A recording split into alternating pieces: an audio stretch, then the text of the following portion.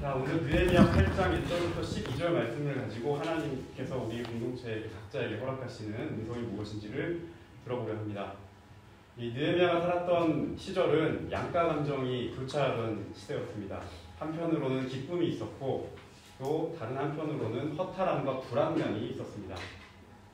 이스라엘이 마지막으로 남유다로 남아있을 때 그 남유다가 바벨론이라고 하는 큰 나라의 침공을 받아서 나라가 망하게 됩니다. 그래서 망한 사람들 중에 수많은 사람이 바벨론의 포로로 끌려가게 됐죠. 그 옛날 예전에 애국에서 종살이를 했던 그 모습과 마찬가지로 바벨론까지 가서 그곳에서 또 다른 종살이를 하면서 지내게 되었습니다. 종살이의 역사가 반복되게 된 거죠.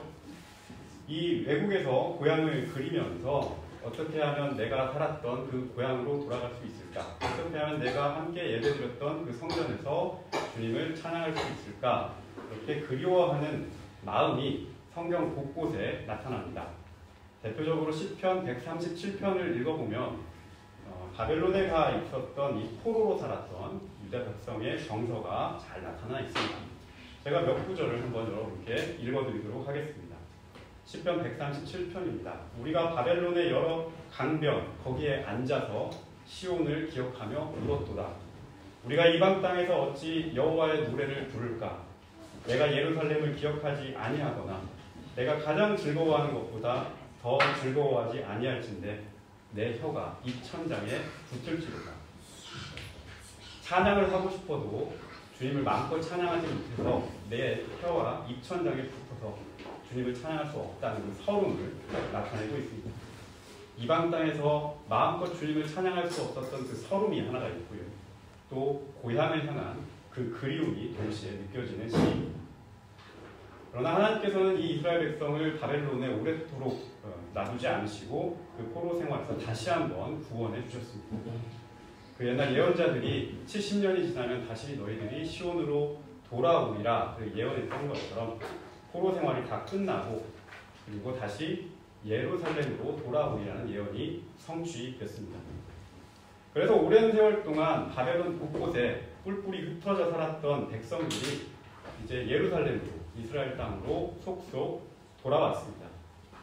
돌아온 사람들은 다 힘을 모아서 하나같이 성전을 다시 세우고 자기들이 살아야 될 성벽과 도시를 재건하고 그렇게 성전과 성벽을 재건하여서 옛 영화로웠던 다윗의 나라를 이룩하려는 꿈에 부풀어 있었습니다.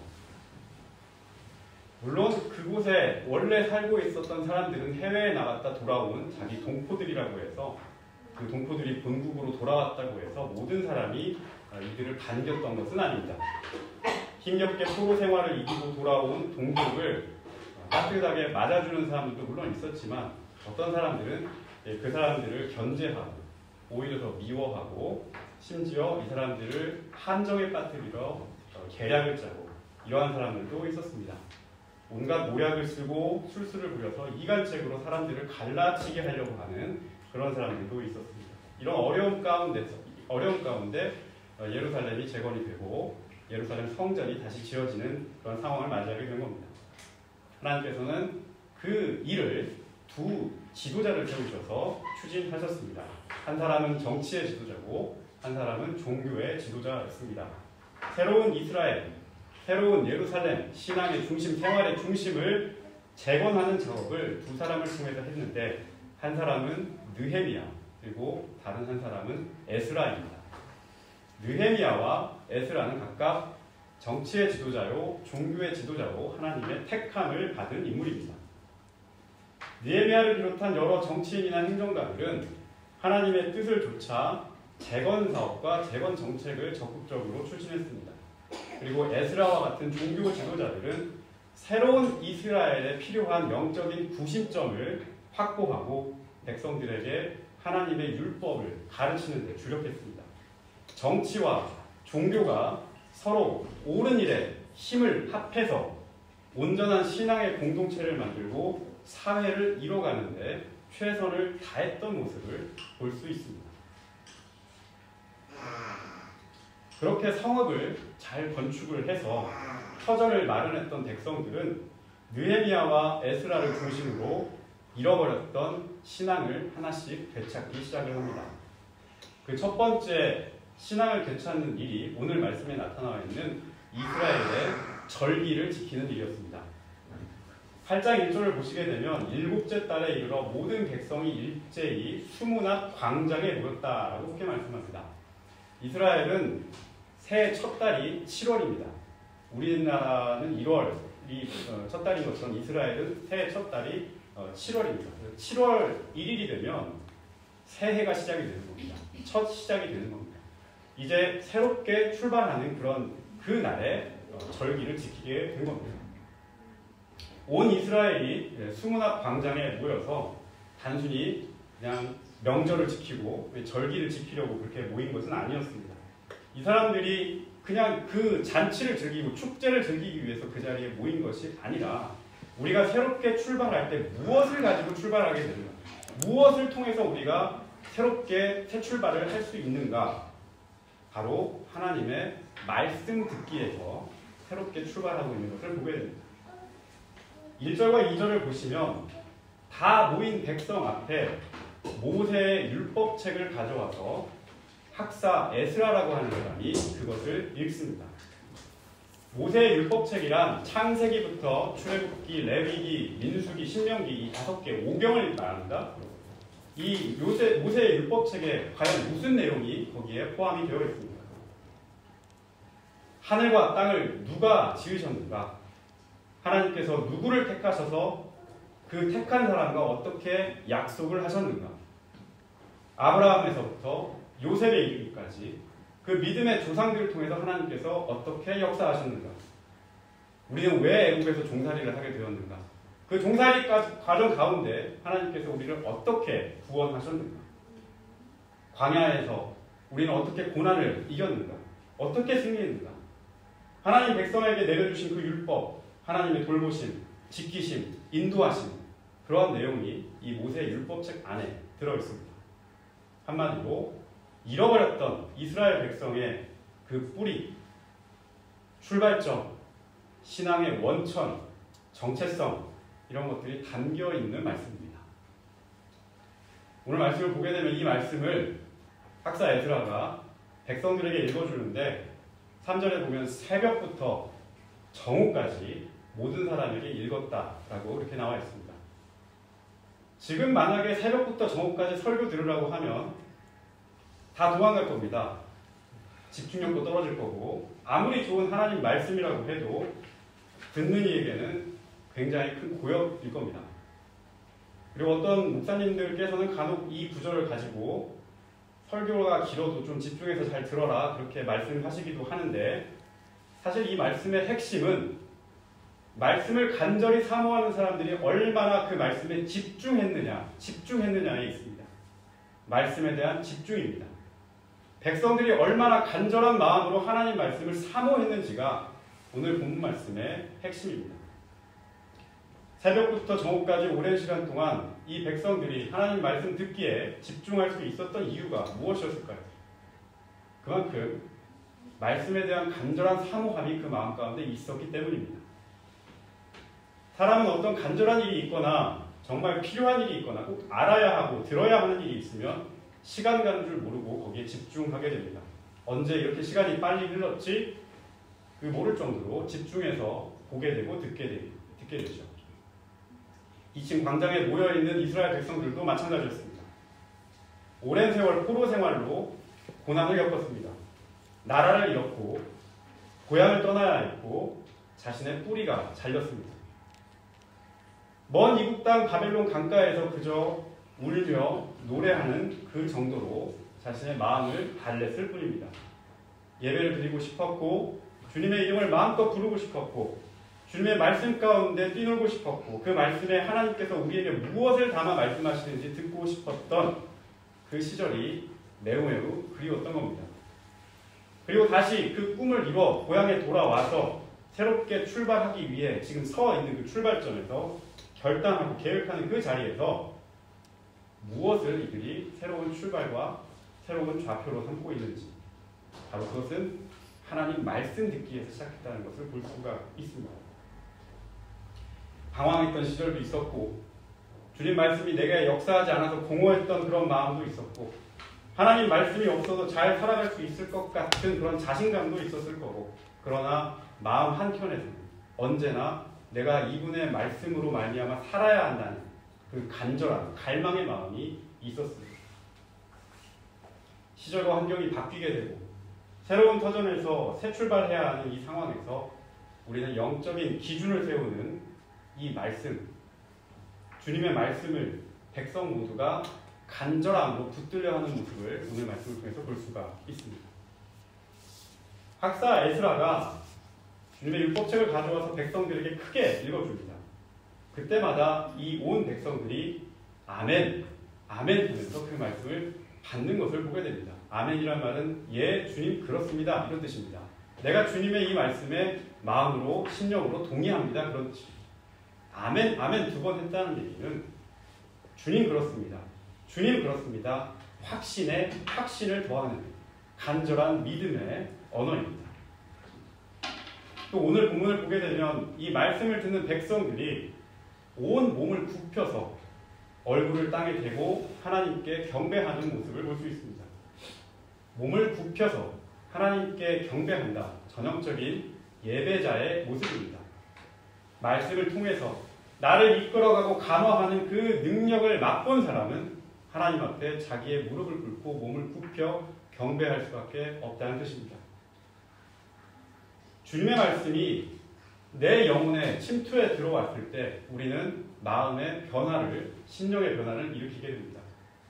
신약성경 히브리서 4장 12절 말씀을 보게 되면 하나님의 말씀은 살아있고 활력이 있어서 좌우에 날선 어떤 검보다도, 양날의 검보다도 더 예리해서 사람의 혼과 그 영과 관절과 골수를 찔러 쪼개기까지 하고 또 그 속에 담겨있는 마음의 생각의 뜻을 감찰하신다고 그렇게 말씀합니다. 마음에 들어온 그 말씀은 우리의 심령의 변화를 이루고 그 변화된 심령으로 우리가 주님의 사람으로 살아갈 수 있다는 말씀입니다. 이런 말씀의 뜻을 경험한 사람들은 하나님 말씀을 읽을 때 그 말씀이 나에게 말을 걸어오는 경험을 하게 됩니다. 그 말씀을 읽을 때 이 말씀을 통해서 나를 위로하는 경험을 하게 됩니다. 그 말씀을 읽을 때, 묵상할 때 그 말씀을 통해서 내 고민의 짐이 가벼워지는 경험을 하게 됩니다.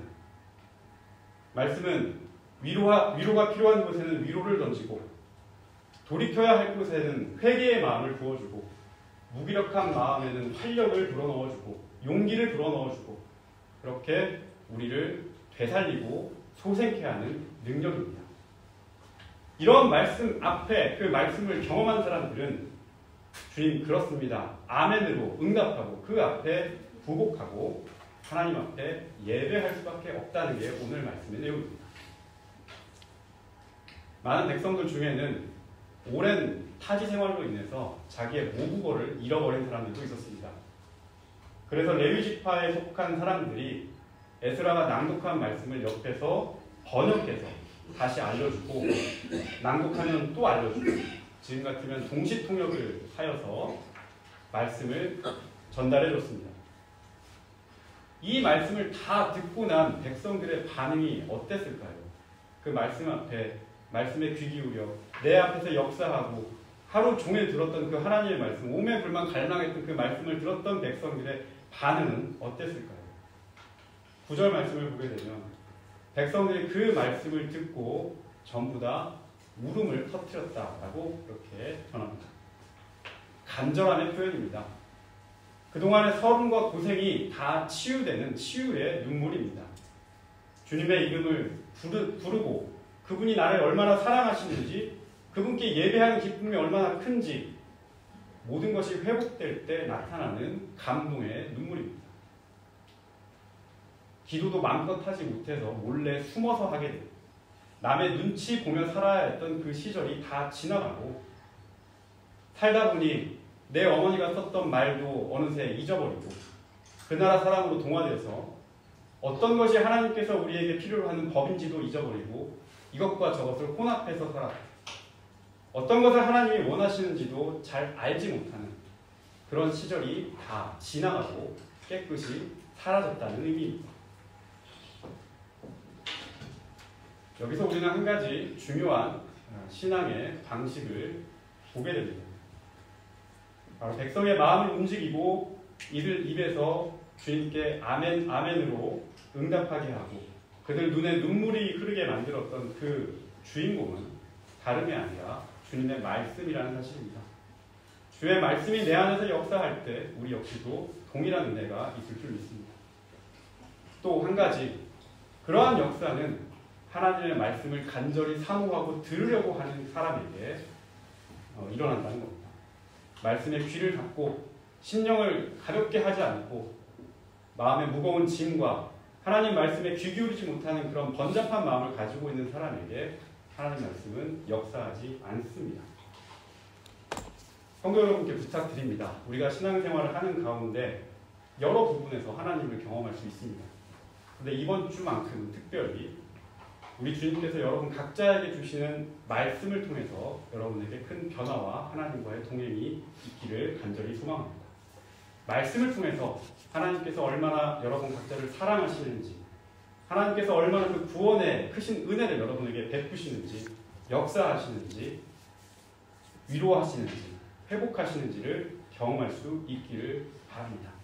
신앙생활 가운데 한 번 정도는 말씀이 나를 이끌어가는 놀라운 경험을 해보시기를 부탁드립니다.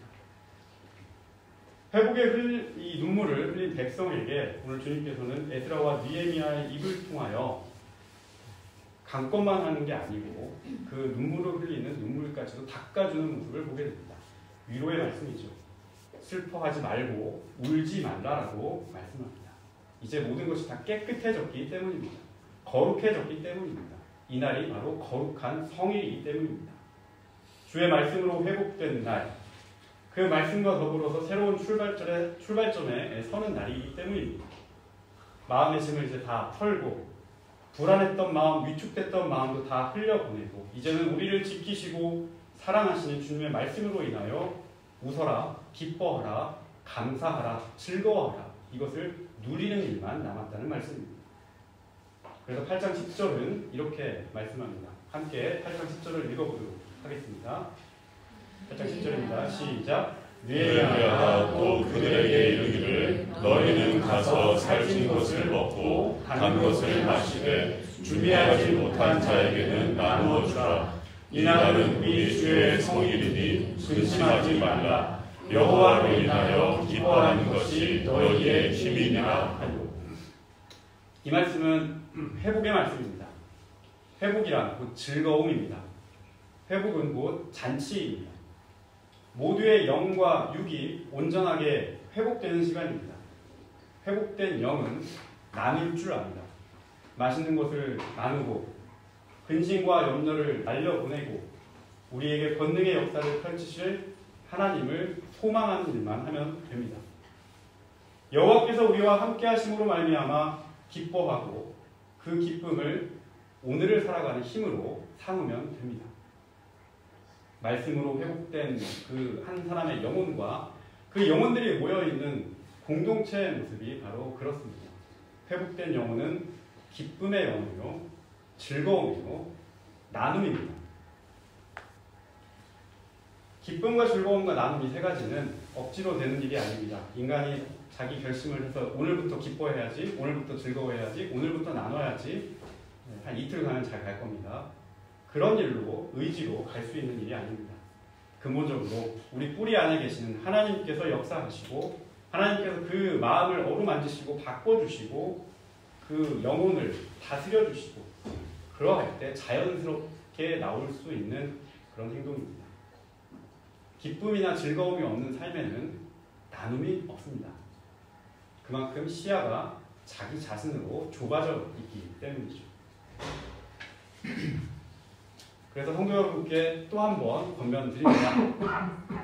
이번 한 주 여러분이 살아가실 때 여러분의 삶 가운데 주님의 말씀으로 회복된 영혼으로 기쁨과 즐거움을 누리면서 나눌 수 있는 한 주를 보낼 수 있기를 바랍니다. 하나님께서 여러분에게 기쁨과 즐거움을 회복시켜 주시고 그 기쁨과 즐거움의 원천으로 역사하셔서 여러분의 나눔으로 더욱더 풍성한 삶을 누릴 수 있기를 소원합니다. 말씀을 맺고자 합니다. 오늘 느헤미야 8장에서 우리가 볼 수 있는 말씀은 진정한 회복입니다. 이 진정한 회복은 다른 곳에서 임하지 않는다는 사실을 우리가 볼 수 있습니다. 우리 그리스도인의 참된 회복과 기쁨은 하나님 말씀으로부터 임합니다. 12절 말씀을 보게 되면 모든 백성이 먹고 마시며 나누고 크게 즐거워했는데 그럴 수 있었던 이유는 그들에게 읽어 들려준 말을 밝히 알았기 때문이다라고 말씀합니다. 주님의 말씀을 밝히 이해하고 받아들이고 그 역사를 수용한 사람은 기쁨과 즐거움과 나눔을 실천할 수 있는 사람입니다. 주님께서 내 가운데 계신다. 나의 편이시다. 나를 위로하신다. 내 삶을 이끌어 가신다. 그분만이 나의 권능이시다. 내 산성이시다. 그분이 진정으로 나를 사랑하신다. 이 말씀을 그저 옛사람들의 좋은 교훈으로 그냥 흘려듣지 마시고 지금 이 자리, 이 순간 내 상황에도 동일하게 역사하는 말씀으로 받을 수 있기를 바랍니다. 성경에서 안다라고 하는 말은 그냥 머리로 이해했다라는 뜻이 아닙니다. 가슴으로 느끼고 눈물로 통회하고 기쁨으로 회복하고 새로운 삶에 나서겠다는 지, 정, 의 세 가지가 합쳐져서 나오는 말씀입니다. 전 인격적인 알미란 뜻입니다. 내 모든 것을 주님의 뜻을 알게 되고 내 모든 것으로 주님의 뜻을 알게 되고 그리고 내 모든 온 힘을 다하여서 주님의 뜻을 가슴에 품게 된다는 말씀입니다. 주님의 말씀이 오늘 이 말씀을 듣는 우리 성도 여러분 한 사람 한 사람 가운데 충만하게 역사하는 그런 한 주를 보낼 수 있기를 간절히 바랍니다. 말씀으로 회복되고 또 기뻐할 수 있는 그런 한 날을 보낼 수 있기를 바랍니다. 오늘 말씀에 여호와로 인하여 기뻐하라 라고 그렇게 말씀했습니다. 그 말씀 자체가 여러분의 삶 속에서 구현될 수 있기를 간절히 소망합니다. 우리 모두의 힘이요 권능이 되기를 주님의 이름으로 이 시간 간절히 부탁드리겠습니다.